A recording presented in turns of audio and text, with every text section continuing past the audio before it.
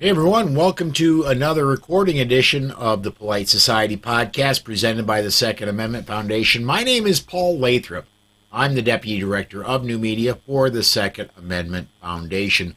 Joining me for the show this week on screen right to me, on my left, but to screen right of me is Rob Morse, Self-Defense Gun Stories. Down below me, John Richardson, Only Guns and Money. And that's your entire team tonight. A lot of the team has got things that are going on. Just can't make it tonight, so it's just going to be the three of us. Let me check over here. I got show notes up, and let me make sure I got social media connected. Want to remind everybody as we get started that if you want to throw a comment in, if you're on Polite Society Podcast's Facebook page, you can comment on that video. If you're watching us on our YouTube channel, you can comment on that video. Those comments will get to us. If you're watching us anywhere else and you comment on that live video, we may or may not see it. So if you want to be sure to get a comment to us, go check us out on our Facebook page, Polite Society Podcast, or the YouTube channel. Those comments will get to us. We'll get them on the air when we see them. So let's make absolutely certain everything is set up. We're already getting check-ins from YouTube side, so I know it's working there.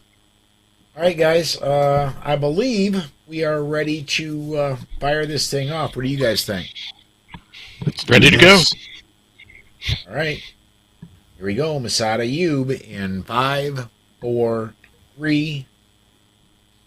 Hey gang, this is Masada Ayub from the Pro Arms Podcast.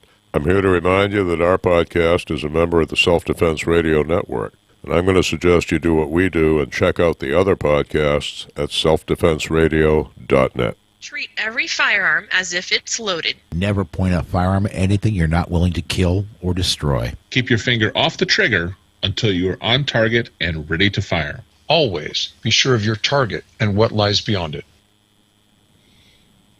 Hi, everybody. Welcome to the Second Amendment Foundation's Polite Society Podcast. We're recording this one on Monday, May the 8th, 2023. I'm Paul Lathrop. I'm Rob Morse, and on tonight's show, we talk about the NRA showing up late and leaving a mess behind them, with the constitutional carry bill failing, or at least stalled, in North Carolina. I'm John Richardson, and we'll talk about the Seventh Circuit stay of the injunction against the Illinois gun ban. So climb aboard. Strap in. And hang on. Episode 660 of the Second Amendment Foundation's Polite Society Podcast starts right now.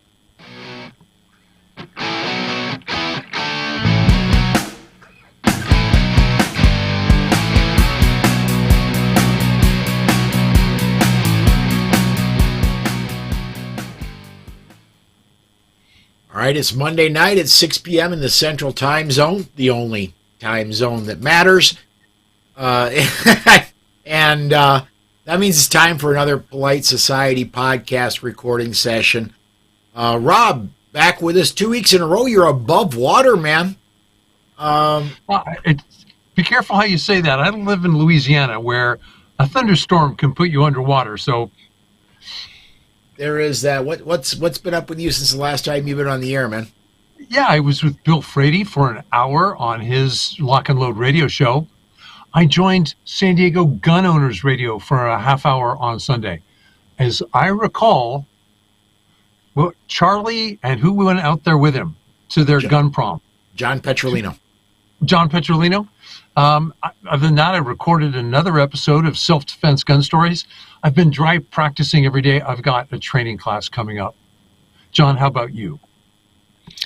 Well, I was a guest on the Sorted Calibers podcast with Weird Beard and Aaron Paulette, and we talked about the failure of permitless carry to pass in North Carolina. In other gun-related news, I engaged in some low-level gunsmithing. In other words, I mounted a rifle scope and even lapped the rings first. I thought that was a new one for me. I know. And the prior weekend, I actually worked the Grassroots North Carolina gun show booth at the gun show. Paul, How about you and Susan? Mainly for me, I did get out to the range once since we've last done a Polite Society. But mainly for me, it's been doing this and trying to do more prep work for Gun Rights Policy Conference and for AmCon. And oh, by the way, breaking news today, I believe I am the first place that it's getting released. The Gun Rights Policy Conference is staying in Phoenix, but it's moving hotels. This past January, the hotel where GRPC has been in Phoenix had a fire, and the area where Gun Rights Policy Conference was basically gutted and is going to have to be rebuilt. And so, I wish I knew. Give me a second. I'll see if I can pull it up in email. We are changing hotels for AmCon and GRPC, and that's not where I wanted to go. Let me see if I can find it here. Just a second. Yeah, live on the air. This is sausage getting made.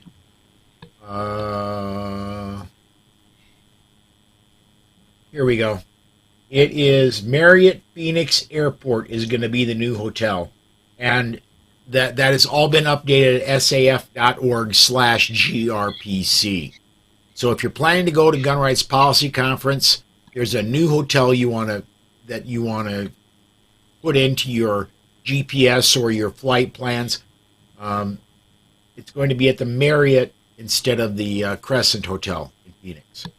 So that's kind of the news for me that has happened since the last time we've been on the air as Polite Society Podcast. I think, guys, what we're going to do, this could end up being a very short show. I want to talk to everybody real briefly about the self-defense as soon as I get the page to load. Reload page. There we go. Self-Defense Radio Network, all your pro-freedom podcasts in one place. You can see that we're there. A show called Self-Defense Gun Stories that you might have heard of is right next to us there. Amanda's Eye on the Target Radio is there.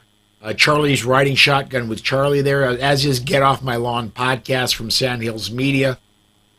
15 shows on the network right now with more to come. Go visit that at sdrn.us. You can listen to the shows on the website, or if you'd like to subscribe, the subscription information is right there as well. Folks, we are going to go ahead and we're going to step aside to break. When we come back, we've got our news segment. We'll get to that right after we hear from ACL Dan. Right back after this. This portion of the Polite Society podcast is brought to you by the Armed Citizens Legal Defense Network. If you carry a defensive handgun, you need protection from the aftermath of prosecution. Even if you do everything right, you can be the victim of an overzealous prosecutor or even be falsely accused. That is where the ACLDN comes in. They provide immediate assistance when you need it most. If you find yourself under arrest, they immediately pay bail money and the retainer for your attorney. Additional funds are available for trial and civil proceedings. Beyond the money, they have far and away the best team in the industry, providing you invaluable information and training DVDs that are included with your membership and who stand ready to work with your lawyer on your defense. People like Massad Ayub, John Farnham, James Fleming, Tom Givens, Emmanuel Capelson, Dennis Tuller, and led by Network President Marty Hayes. Initial membership is only $135 for your first year, and you get 8 incredible training DVDs and other educational material when you join. If you don't have tens of thousands of dollars to defend yourself at your disposal right now, you need to be a member of the ACLDN. Go to armedcitizensnetwork.org and become a member today. And please mention that you heard about them on the Polite Society podcast. Welcome back. This is the news segment of the Polite Society podcast presented by the Second Amendment Foundation. John, North Carolina, what you got rid of pistol purchase permits. We did. It looked like you may be running the route of going from fairly limited freedom to full freedom all in 1 year. Maybe not so much now. What's going on, man? Well, HB 189, Freedom to Carry NC Act, has been withdrawn from a vote by the full North Carolina House of Representatives and referred back to the House Rules Committee. The bill, formerly known as the North Carolina or NC Constitutional Carry Act may be dead for this session unless Representative Keith Kidwell can add a fiscal note to the bill. It should be noted that Representative Kidwell is the Deputy Majority Whip, so he's not just some nobody. As noted earlier, the crossover deadline for passage of a bill without a fiscal note was May 4th. I didn't write this, but I'm going to say it anyway. Another failure from the House of Wayne. I wrote that. As Paul Vallone is intensely active in North Carolina. Grassroots North Carolina thought that this was a bill that had a very high chance of passage. Now, Paul knows how to count. And I think some outside organizations, notably the NRA, I don't think they were alone, but they were the most prominent one to do this, I think came in and beat their chest, and rather than reading the room and seeing what could be done, they said, why can't we get open carry and all these other attachments? And people who could read the room said, with help like this, we don't need any help, and they withdrew the bill. John, are you going to talk about that more when you talk? Because you wrote on this. I did write on it. I wrote on it a lot. I will talk about it in more detail in the blog segment. The bill sponsor was forced to add a training requirement, and that came from the Speaker of the House. Otherwise, they were not going to move the bill. The bill was moving along. It got through the House Judiciary 2 Committee. It went to the rules. It was on the calendar to be voted on Wednesday evening. And then all of a sudden, boom, it was gone. At the 11th hour, the NRA came out against the bill. They said they could not compromise on the training requirement. I know, not compromising the NRA is doesn't normally go together. Right. The training requirement just said that you had to take a class on the use of deadly force under North Carolina law. It could be online, it could be in person, it could be given by a law enforcement agency, it could be given by North Carolina Department of Justice, NRA, USCCA, or developed by them. I've long held that the NRA has a not invented here, or suffers from a not invented here syndrome. If they didn't write the bill, if they didn't push the bill, if they couldn't claim credit for the bill, even if they didn't write it, they really didn't want to see it pass. Because if another group got credit for it, that to them was a zero-sum game and diminished their impact. And I think that's part of what happened here. You also had some bad blood. After the passage of the pistol purchase permit repeal and the veto override, which the NRA really was not involved in the least. They took credit for it. Paul Vallone, who's never been known as a shy person, took great exception to that and just blasted them. And, it could be, okay, you gave us grief, we're going to give you grief. I don't know. I will say that the NRA's lobbyist covers 4 states. They did not testify either for or against the bill in any of the hearings. And there were 6 people testifying on the bill. One was GRNC, the other was GOA. You had Moms Demand Action. You had the North Carolina Council of Churches, the North Carolina Sheriff's Association, which was against it. They were going to lose money. So, you had a minimal training requirement stuck in to try to placate law enforcement. It could have been taken out later. We don't know. Paul? When Florida was flirting and Florida got it. They actually surprised me when both Florida and Nebraska surprised me this year. I thought they were going to flirt with it and dump it again like they have the past 3 years. But one of the big things I was saying a lot while that was trying to go through on both cases is do not let the perfect be the enemy of the good. And I think the NRA is letting the perfect be the enemy of the good right here. I think you're right. Constitutional carry with a minor training requirement is better than you must have this permit. Well, the thing is, you just needed to get the bill past the crossover deadline, or it could not. And then you could always have worked to take it out in the Senate. You were up against the time limit. Do what you need to do to get it passed, and then work on it before the final vote. Yeah. The House of Wayne isn't what it used to be. It used to have clout. Maybe there was a time when they could come in and say, we'd really rather it look like this, and someone cared what they had to say. These days, well, do you remember they were at one point actually looking at school safety? They would give you funds to go look at your school and you could have a safety audit done. They would fund that. Now they're too busy paying Wayne's legal bills. 0 school audits were done last year, at least with their money. So, wow. Yeah, the NRA has exceeded its sell-by date, I think, at least till things change.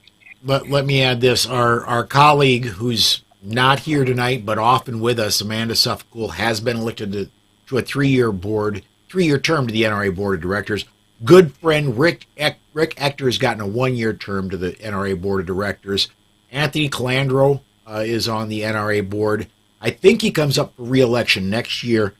All of these people are people I trust. All of these people are people I consider friends. And I'm hoping they can. The NRA is a big ship. It's a huge organization. Just like a big ship, it takes a long time to make a turn. I'm hoping these friends of mine can help make the NRA make that turn. So, on to Illinois? Yeah, and Rob, before you go into this, I'm going to say here real quickly in a smart aleck tone, I think all of our friends in Illinois are going to be suffering whiplash by the end of next week. Go. Indeed they are.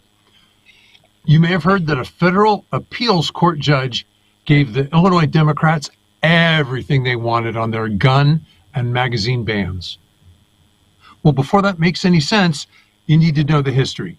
First, U.S. District Court Judge Stephen McGlynn issued a preliminary injunction on those infringements. He said the assault weapons and magazine ban were unconstitutional. McGlynn is the judge for the Southern District of Illinois. That sounds like good news. You're absolutely right. It is, or it was. Then the Illinois Attorney General appealed the decision to McGlynn. McGlynn said, no, you haven't presented new evidence. I'll stand by it. So the Illinois AG then appealed to the Seventh Circuit Court of Appeals. There, Judge Easterbrook used the old-style balancing test and handed everything back to the state. It was almost as if Easterbrook didn't read the Bruin ruling. Or did he? I think the judge was telling Governor Pritzker that it's really nice to have a judge on your side. Easterbrook was showing billionaire Michael Bloomberg how convenient it would be to have judges who ignore the law. I don't think this was a judicial ruling so much it was maybe an audition, a job interview, a loyalty oath. I also think, and this is commentary, that it was a ruling too far because U.S. Supreme Court Justice Amy Coney Barrett accepted a request from the plaintiffs to look at the judge's ruling. She asked the town of Naperville and the state of Illinois for evidence that their gun ban and magazine bans are constitutional. Those documents were due today I didn't get a chance to read all of them. I skimmed them. Illinois and Naperville gave the usual, what I now call, the two-step.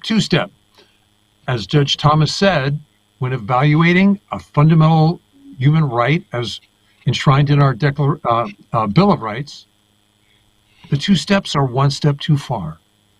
Yep. And I doubt that Barrett will fall for the state's arguments. That means justices may be issuing a ruling very soon. John, what do you think?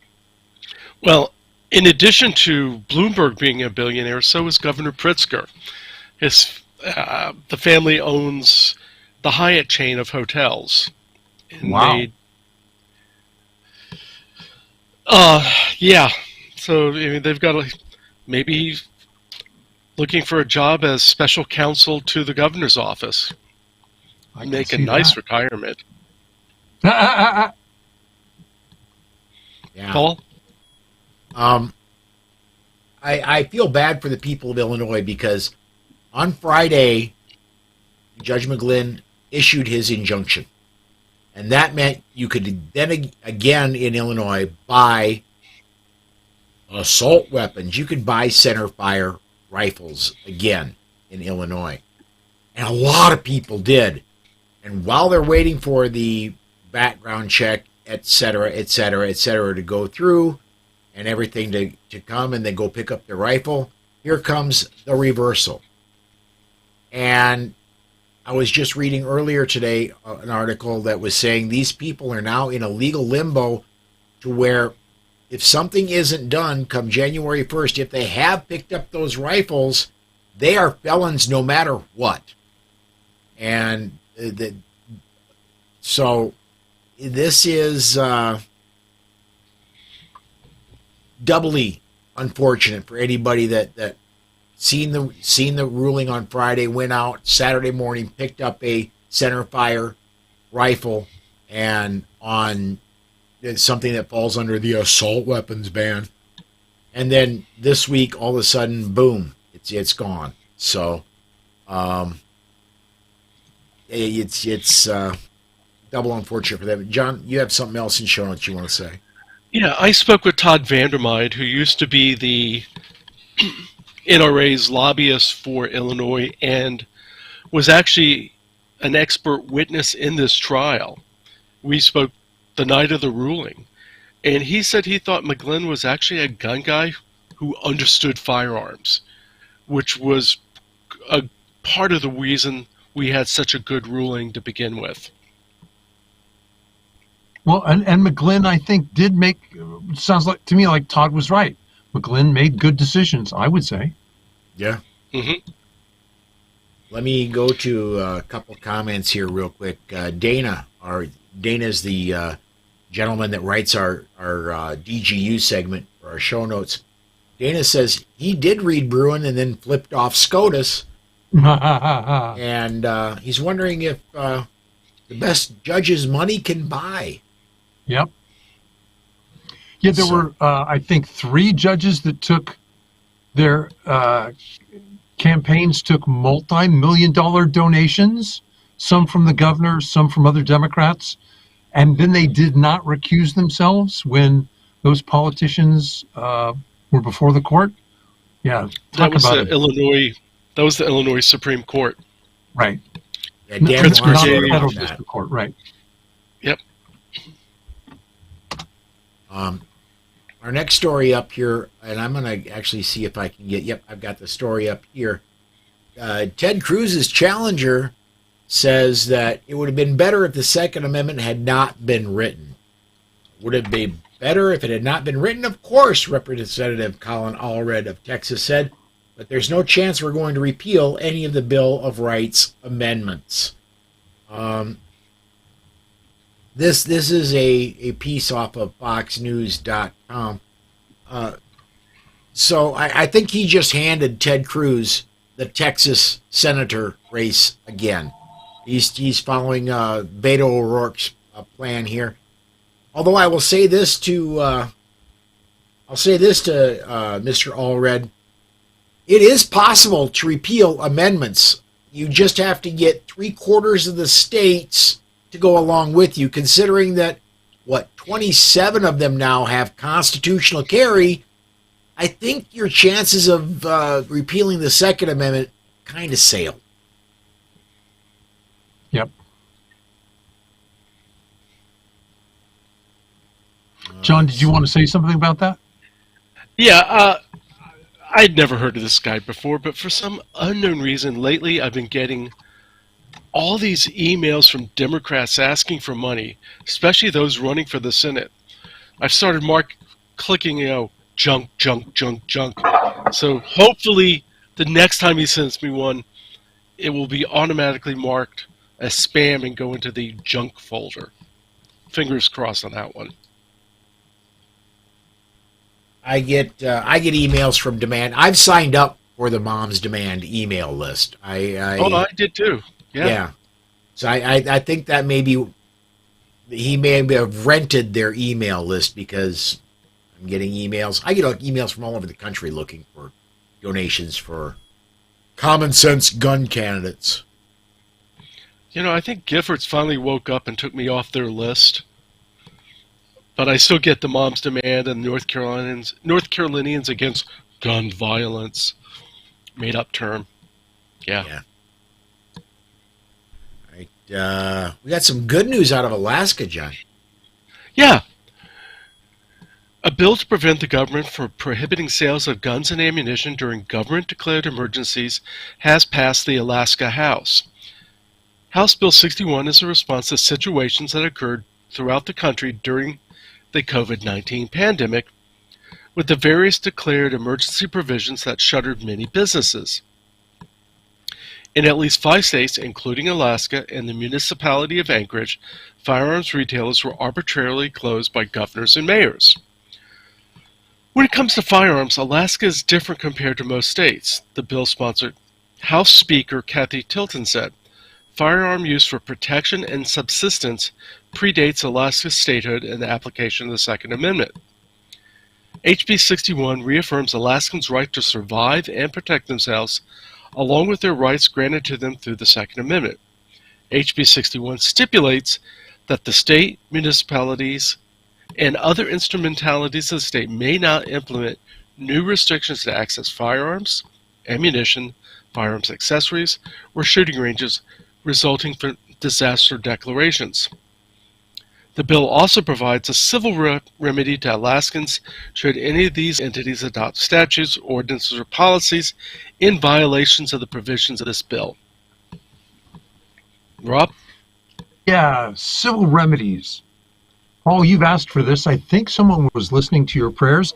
That means if a politician says, I can't get guns during a snowstorm, during the next flu epidemic, I get to sue them. Now, I haven't read the fine details there. Does the politician pay? Does the city pay? John, Paul, what do you think?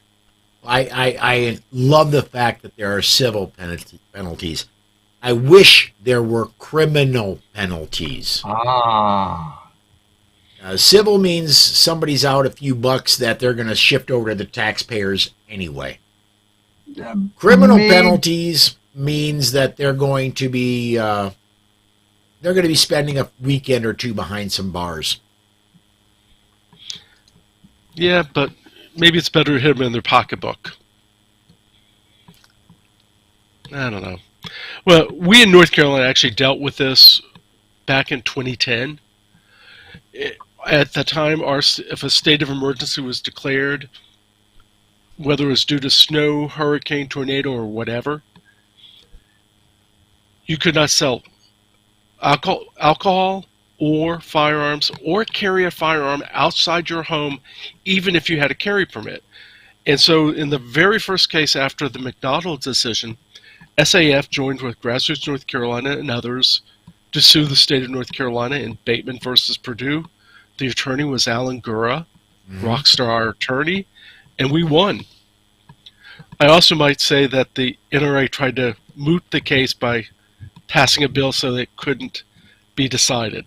But that's another story. Another unforced error from the House of Wayne. Yeah. Unforced error. I like that. All right. Any comments, or should we go to North Dakota? Let's go to North Dakota. I like this story too. Okay, we've talked about politicians making mistakes. This is a good news story. This is how you govern. North Dakota revised their constitutional carry bill so it now applies to all residents, not simply legal residents of the state.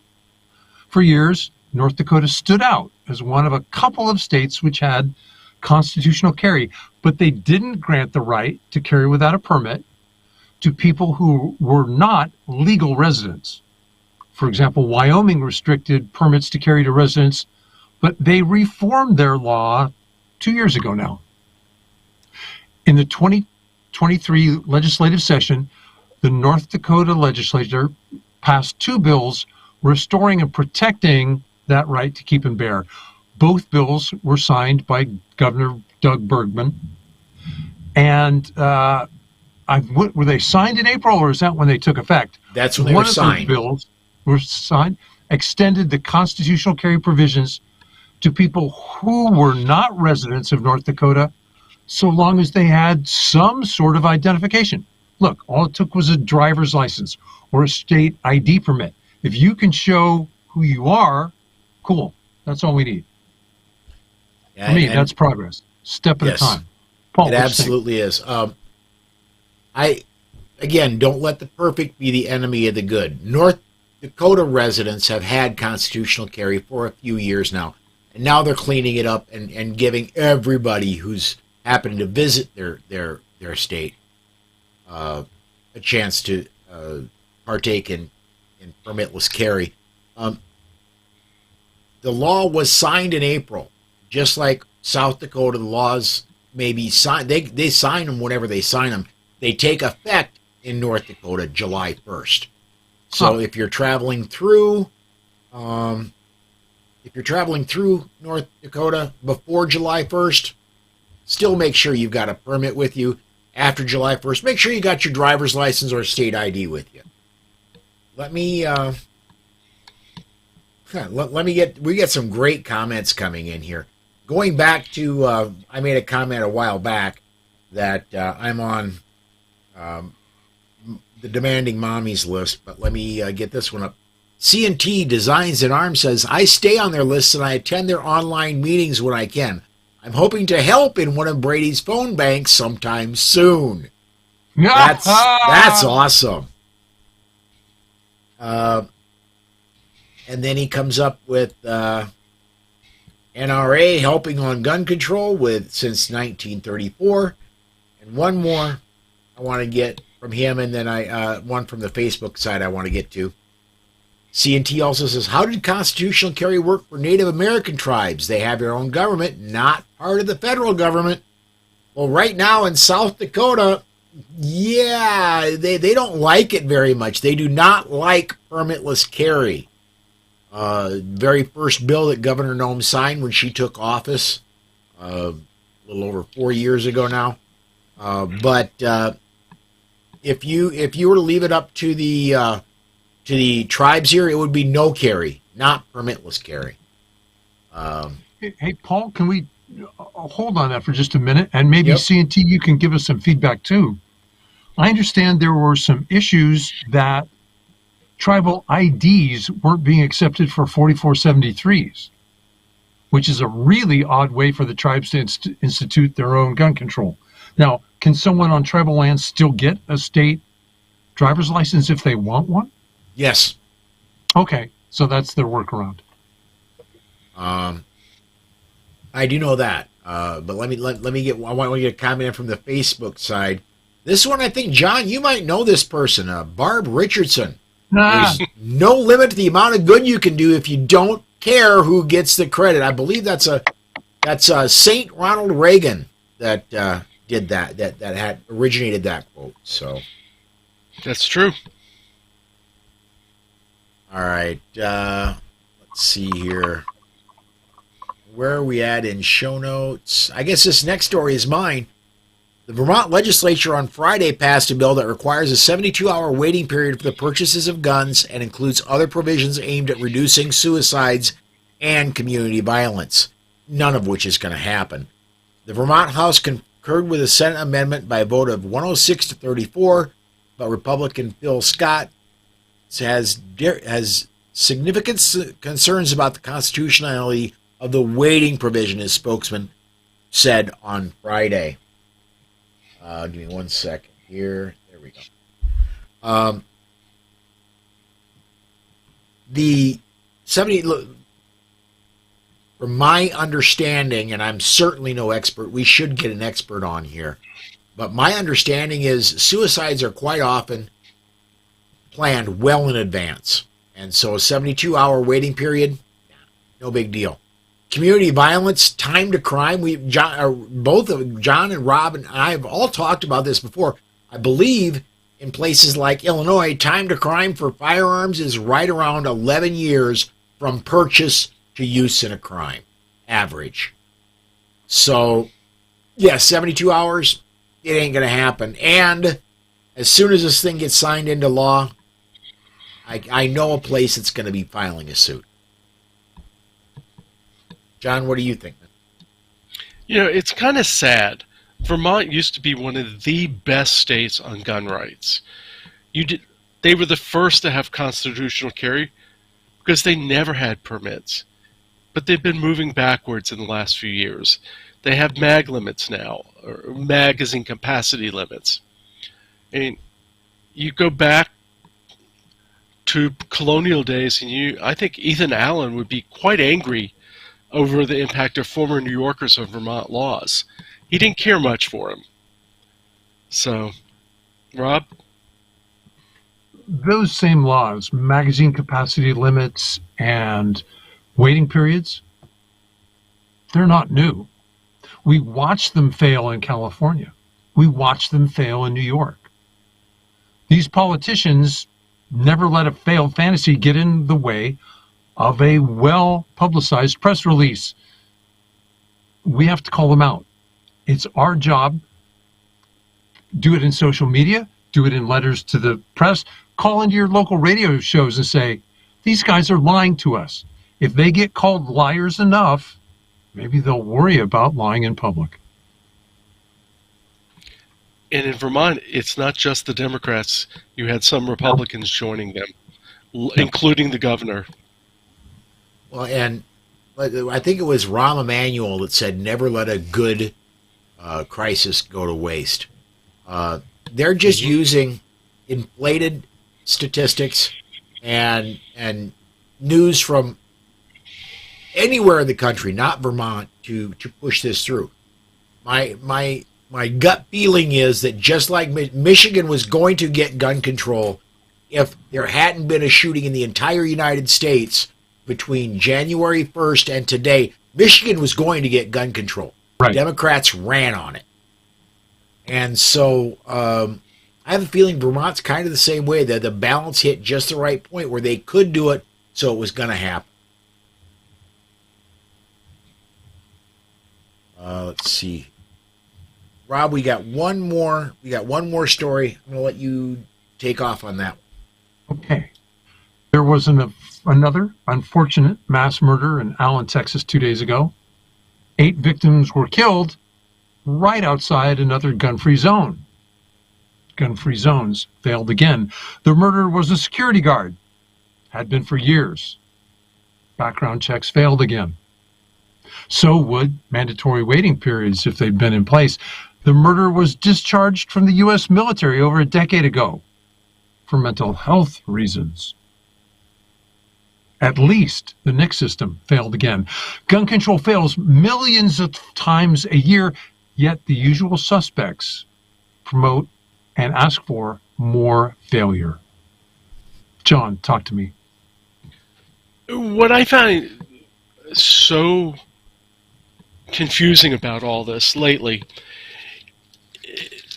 about this case in particular, the killer whose name will not be spoken, but who had a Latino name, or traditionally Latino name.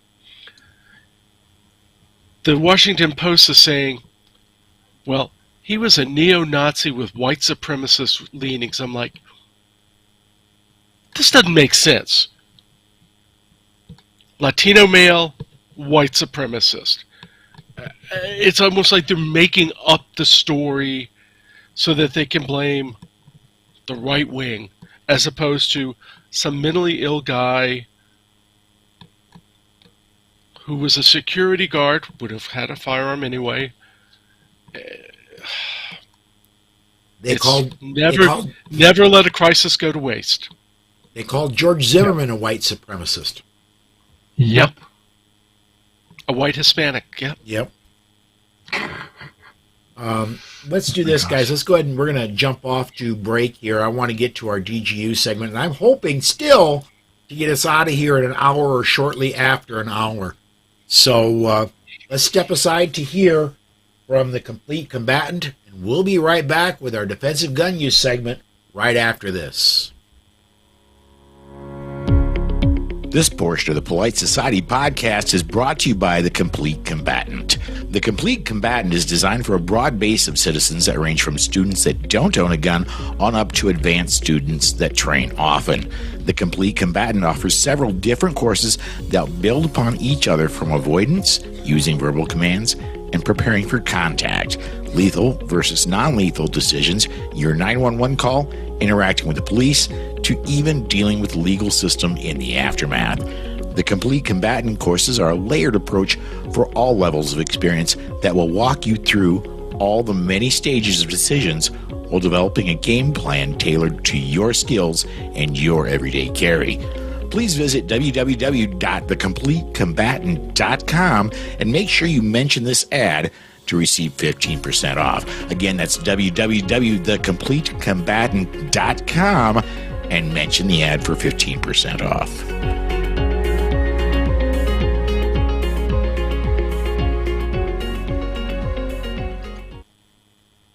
Welcome back to the Defensive Gun Use segment of the Polite Society podcast presented by the Second Amendment Foundation. These discussions are not legal advice. Some of us are trainers, but this is not formal training, and you need formal training. The Defensive Gun Use segment is intended as information and entertainment, not as training. As always, the opinions of the hosts are only their own opinions and not those of any sponsors or other affiliations. Rob, you got the first one, man. Let's go to Alabama. Yeah. Ex-boyfriends behaving badly have been a long-term theme on our defensive gun use stories.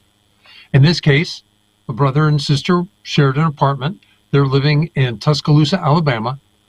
On a Sunday night, the sister's ex-boyfriend went to the apartment, broke down the door, entered the apartment, and began assaulting the sister. Not for the first time. The brother went into his room, grabbed his gun, goes to his sister's room, and then shoots the intruder. The ex-boyfriend was just that, because they had a history. Residents of the apartment complex told investigators that the day earlier, the ex had been heard making threats that he would come back to the apartment and hurt the young woman. Quote, the physical evidence on scene, as well as witness accounts, are consistent with this course of events.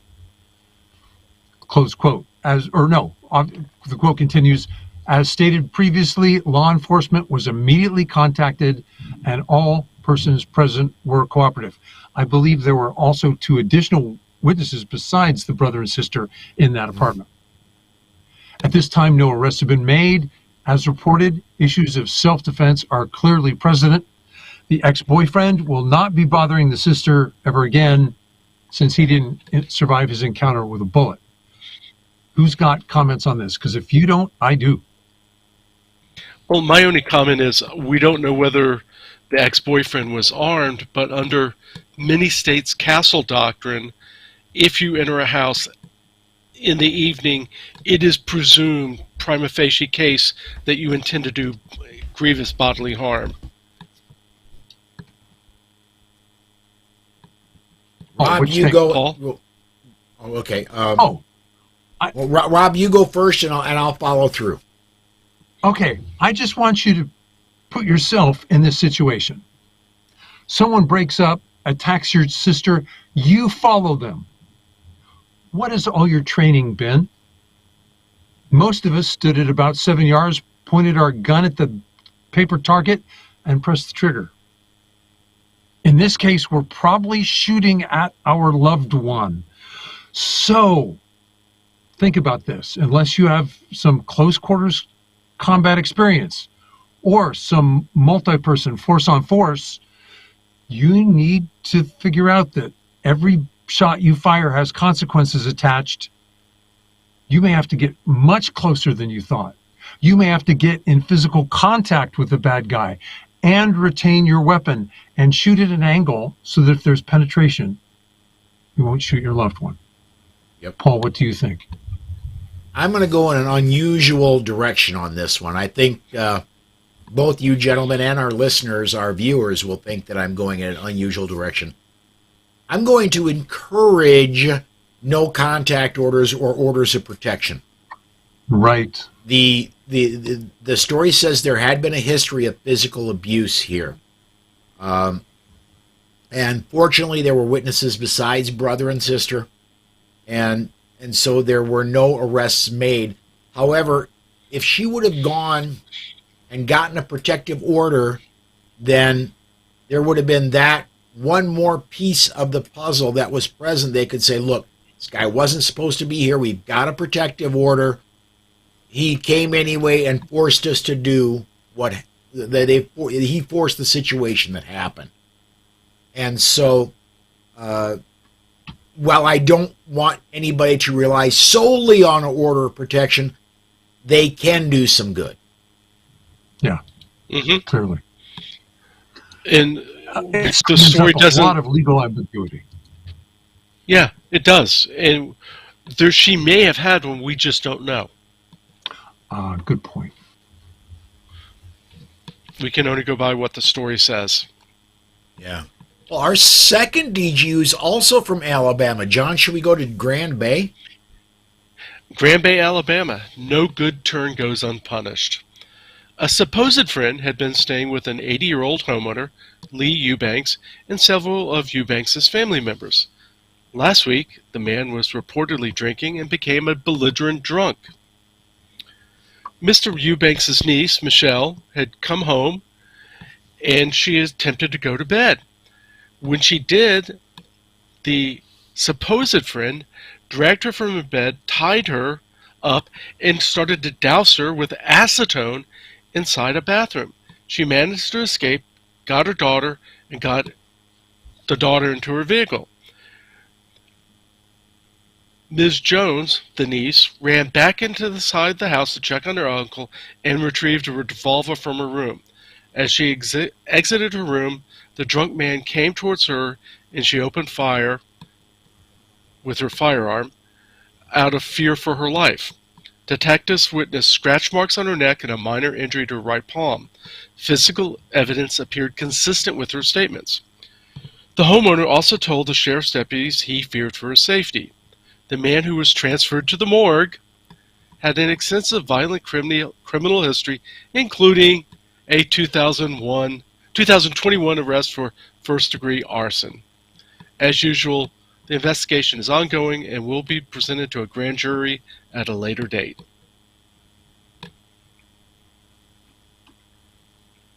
What a scary thought to have a man set fire to your home where you have relatives still inside. Yeah. Yikes.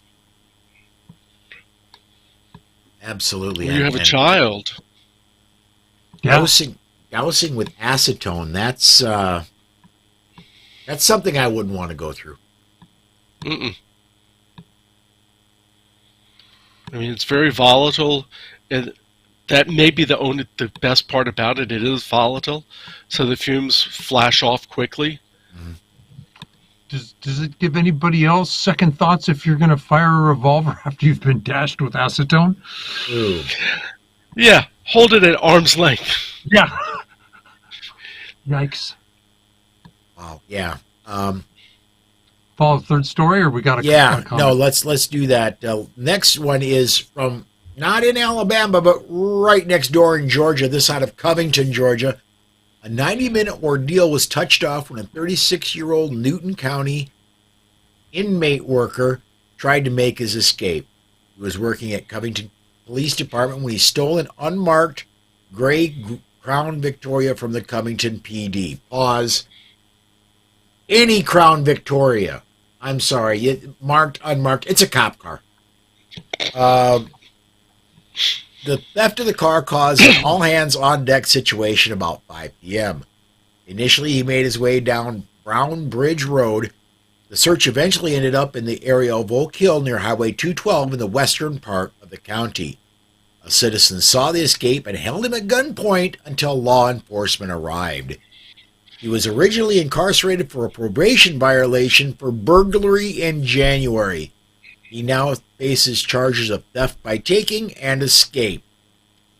Well, we want to thank GSP, Henry County PD, and Covington PD for assisting us in this search. Caitlin Jett of the Newton County Sheriff's Office said in a statement. Additionally, we want to thank the community for getting involved and helping us catch him. This best DGU, no shots fired. John, what do you think, man? I mean, my only question about this is how did the good citizen who held him at gunpoint while until law enforcement arrived, how did you know this person was an inmate or a prisoner? Right. Was he wearing distinctive clothing? I mean, if you were just wearing street clothes, how did you know? I mean, that's the only thing that confuses me. Sure. Other than, we are not the police. We are not. And neither was this guy who was in a cop car. That could have been the touch-off. Yeah. Rob, anything on this one, man? Nope, I'm good. All right. Let's go ahead and take our last break. When we come back, we're going to be talking about what we're up to in media, and we'll shut the show down right after we hear from JPFO. Right back, right after this. It all failed before. Alcohol prohibition brought us organized crime, and no less alcohol. Drug prohibition brought us murderous, no-knock, wrong-house raids. Police! Search warrant! No, wait! The crack house is next door! Now gun prohibitionists want laws to lead us down that same path. Don't Americans ever learn? Just ask yourself, isn't government the only beneficiary of police-state policies? Brought to you by Jews for the Preservation of Firearms Ownership. Information available at jpfo.org.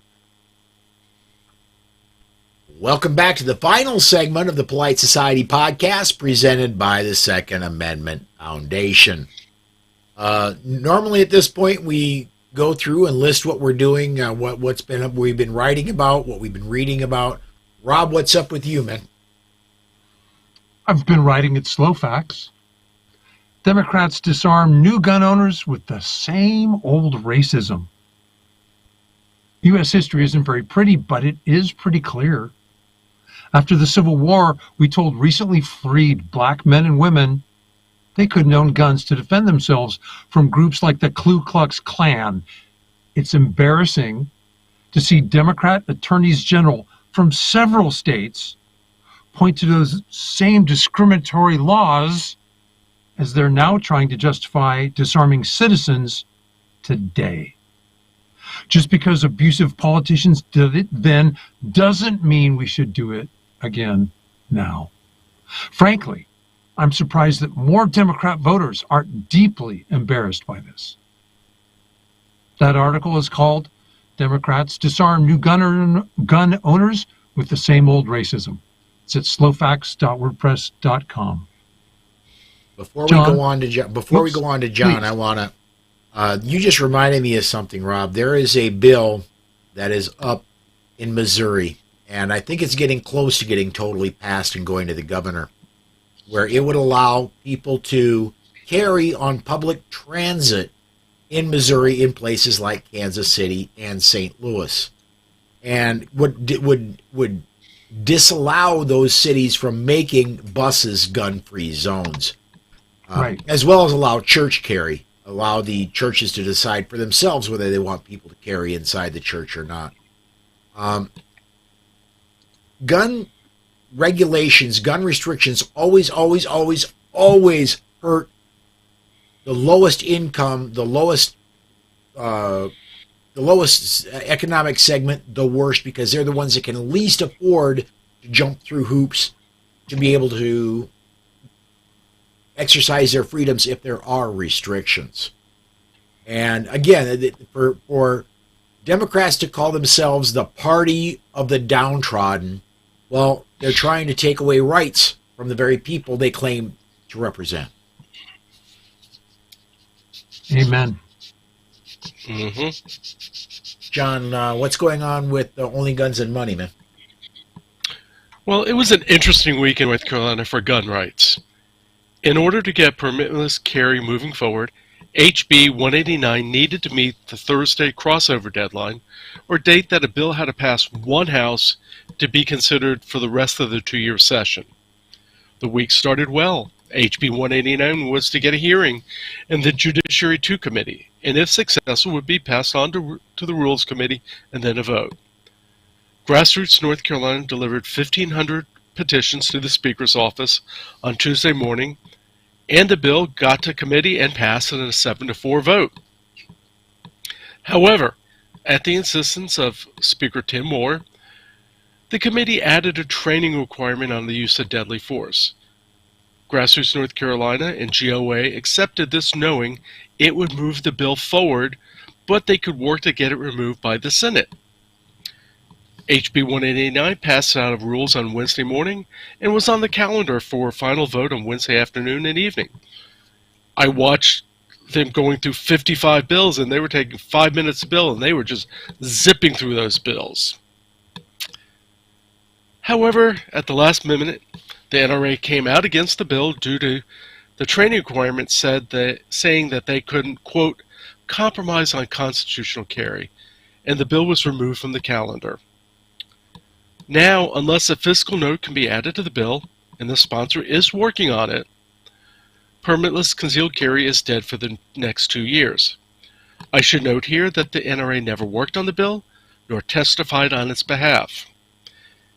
They also gave cover to Senate President Pro Tem Phil Berger, who said, "The Senate, we have done enough. We passed the purchase permit repeal. We've done enough on gun rights this session."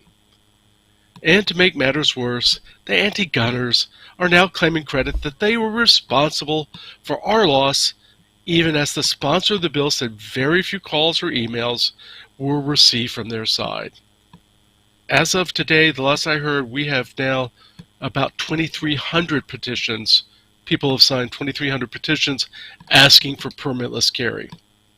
This loss, and the NRA's role in it, has received quite a bit of, shall we say, negative attention on social media, and I would say rightfully so. That and more is at onlygunsandmoney.com.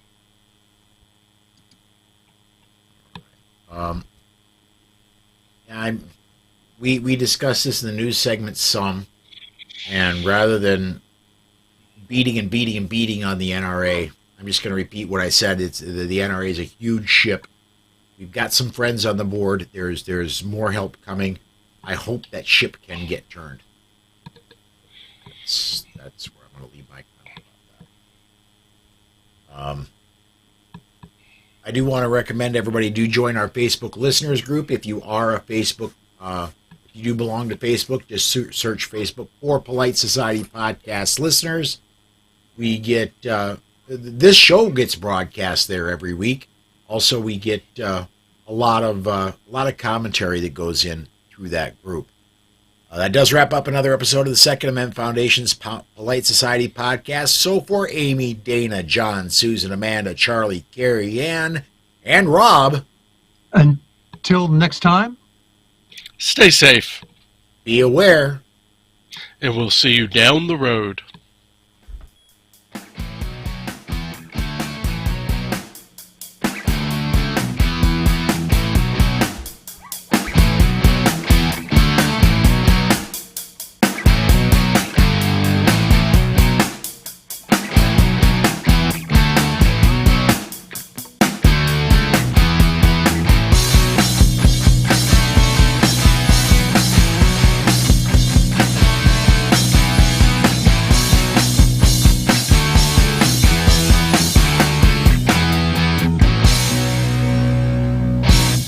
The views and opinions on the show you just heard are those of the host and the guest and are not necessarily the views of any sponsors or other affiliations. But hey, not everyone is as smart as we are. Well, it almost worked. We're done with the recording. I've tried a trick recently in that when I'm alone in the house, I turn the TV on in the living room so the kids, the furry kids, the four-legged ones, have something to listen to other than me, and they don't go barking for me to let them out. As you can hear, it worked for about an hour. So there's going to be no post-show. I want to get a couple very quick comments up. And Jesus Force / Bird of Michigan says another great program. Thank you. Absolutely. And CNT says, you perps be cool and keep that thing on you at all times. That is going to do it for our recording session, folks. Thanks for watching. Thanks for commenting. And my dog agrees with you, man. Jesus Force again. Woof. So that's it, everybody. Shutting the stream down. We'll catch you next time.